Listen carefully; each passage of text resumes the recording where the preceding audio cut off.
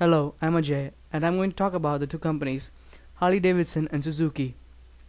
In this presentation, I'm going to talk about the history of the companies, the integration, the products, the statistics of the revenue, and how different theories like demand and supply apply to this project. In 1901, William S. Harley completed a blueprint of a bicycle engine. After 2 years, in 1903, William S. Harley and Arthur Davidson make available to the public the first Harley-Davidson motorcycle. On September 17, 1907, Harley-Davidson Motor Company is incorporated. The stock is split between the four founders, William S. Harley, Arthur Davidson, and brothers of Arthur Davidson. In 1909, Michio Suzuki founded the Suzuki Loom Works in Japan. Michio Suzuki then began to work on developing a cheap and reliable method of transport because of lack of transportation in Japan during that time. After the World War, Michio's son, Shunzo Suzuki, took on his ideas and developed the bicycle known as Power Free.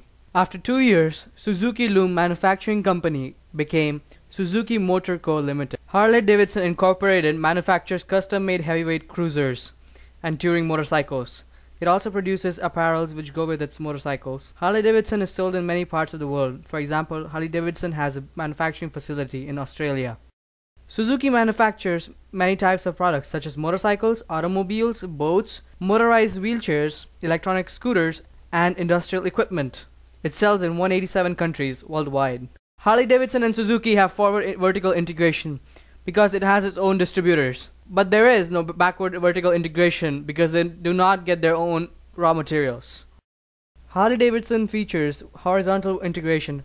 A horizontal integration is when a company buys another company which manufactures the same type of product. For example, Boyle Motorcycle Company is owned by Harley-Davidson since 1998. Suzuki has a horizontal integration because it tends to merge or create joint ventures between companies in international markets. For example, Maruti Suzuki in India is a subsidiary of Suzuki, which manufactures cars. In the graphs you can see revenue of Suzuki, which is declining after 2007 because of the recession. In the revenue of Harley-Davidson, you can see that it declines after 2006 because of recession. The recession affected Harley's revenue earlier than Suzuki because it is a luxury good. This will be elaborated in demand and supply of the companies further on. In the demand and supply graph, before 2009, Harley-Davidson was operating at P1Q1, which is the point of equilibrium represented by point EQ. Before the economic recession in 2006, Harley-Davidson saw an increase in total revenue. Higher quantity demanded in those years caused the price to rise from P1 to P2. This caused the quantity demanded to decrease from Q1 to QD later on, but the supply stayed the same, causing a surplus. This happens because of substitution effect and income effect. Harley-Davidson is a luxury good, so it has a high price compared to its substitutes. This is important because in 2006 there was a high sale of its products. This caused a hike in prices of the bikes. But because of recession later on in 2007, quantity demanded decreased because there were cheaper substitutes available. A rational consumer would try to maximize his utility. So rather than buying an expensive Harley during a time of recession, he would rather buy a Suzuki, which also sells cruisers but at a cheaper rate. This is interlinked with the income effect in this model because as price increases, the real income of the person decreases because it takes into account income and prices. So as a rational consumer purchasing a Harley at a higher price than the equilibrium would not give him the best utility for the price.